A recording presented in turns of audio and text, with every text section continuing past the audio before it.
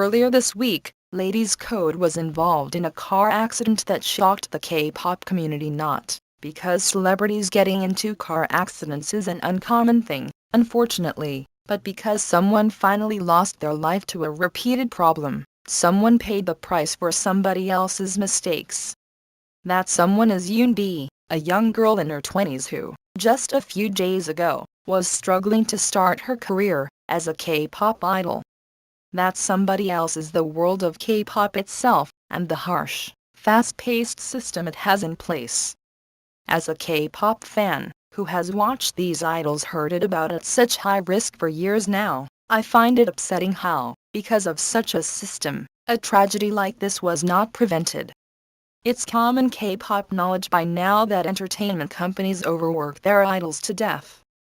During promotions, companies eager to tackle whatever chance they have at fame and fortune overload idol schedules so much to the point that many celebrities start and end their day in the hours of dawn. The result, they become anxious, stressed, and sleep-deprived. K-pop and K-drama celebrities clearly don't get enough sleep because of their ambitious companies and their heavy workload. The job of a manager is just as stressful, if not more so. Managers are like parents, responsible for supervising the idol, waking them up in the morning, keeping track of the idol's schedule, and making sure the idol follows it. They are like messengers, constantly communicating back and forth between the label, the idol, and other companies interested in working with that idol. And lastly, they are like chauffeurs, driving idols from one place to another. If idols have long hours, managers have longer ones, and if idols are sleep-deprived, well, you can do the math from here. Here's another equation to consider. If your driver is barely functioning on little sleep, then you have a problem. Girls' Day Zero once revealed on an episode of Crisis Escape #1 that her manager was so tired, he fell asleep at the wheel. Imagine being in a moving vehicle with a sleeping driver. You have no control, and your fate is up to physics and luck. That's my nightmare come to life. Fortunately for Girls' Day, the manager snapped awake in time before anything serious happened. Kim Jong-kook on the same episode, however, revealed that such an incident didn't come as much of a surprise, noting that he would drive during his boy band Turbo days, because his manager was always so tired. Managers sleeping on the job is a common occurrence, but it really shouldn't be. They're exhausted and definitely not functioning under a healthy state of mind. And yet, they're still asked to drive their idols around. Many celebrities, both idols and non-idols alike, have suffered from car accidents, probably because their managers tried to rush them to their schedules and couldn't focus due to lack of sleep. In 2007, Girls' Generation's manager tried to hurry over to Music Bank with the group in fear that the girls would get banned from the show if they didn't make it on time. After getting into a minor car accident that day, the manager apologized to the girls, blamed himself, and quit. In the same year, Super Junior's manager guiltily cried that he wanted to commit suicide when his car totaled, and Kian was critically injured to the point that, according to the Super Junior members, he could have died. Talk about traumatizing. There are other incidents that might not involve accounts of the manager taking the blame, but were probably caused by the same reason. Many accidents occur while managers and celebrities are en route to their schedules during the late night or early morning, when they're tired yet anxious to get somewhere. In 2002, Shinhwa's Dongwon was on his way to film Heaven's Kids at 5:15 a.m. when his car crashed, and he suffered blows to his back and neck. In 2011, Super Junior's Kian got into yet another car accident on his way to his musical trio. T-Ara's Sun was on her way to shoot Hyundai Lovers at 7 a.m. in 2012 when her car flipped over.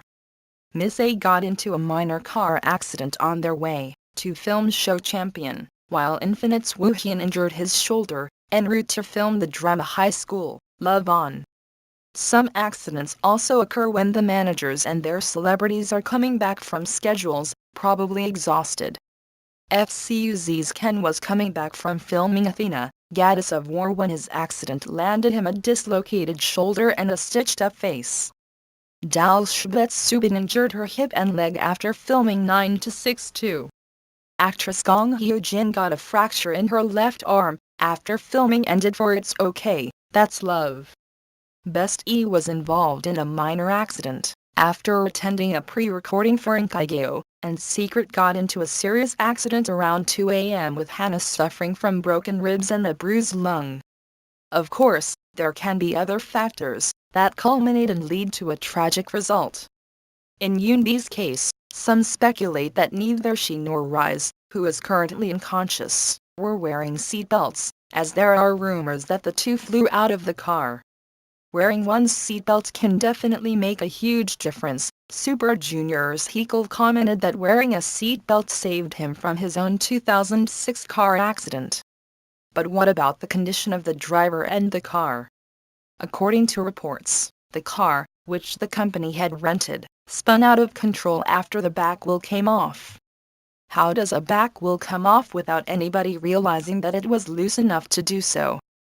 Who is checking these vehicles prior to driving and making sure that they're safe? Is that the fatigue manager's responsibility, too? As Zero mentioned in his Twitter post earlier this week, both the vehicle and the driver should have been checked that night. If Yoonbi had worn a seat belt, she may have survived, but if the vehicle and driver were in better condition, the accident would have never happened in the first place. The amount of car accidents that occur yearly in the K-pop world is infuriating, especially when these accidents can be easily prevented. A two-step solution for entertainment labels would be to 1. Schedule fewer appointments, and 2. Hire more people to do different things. Celebrities shouldn't be constantly herded from one place to another like tired sheep or cattle, and managers shouldn't have to take on so many tasks when the entertainment labels, particularly bigger ones, have the money to hire more people. Celebrities should even have their own chauffeurs instead of having to rely on their already tired managers to take them places. Maybe there will be a few missed opportunities without these overloaded schedules. Maybe there will be less profit if money is spent on hiring extra people. But considering that these celebrities and their managers are actual people whose health should be priority, a few more schedules and a few more bucks is not worth putting their lives at such risk. Yoonbi is not the first idol to die from a car accident. In 2004, Seo Jae-hyo from the boy group Wanted passed away after rushing to a recording schedule. He was 22 years old, the same age as Yoonbi.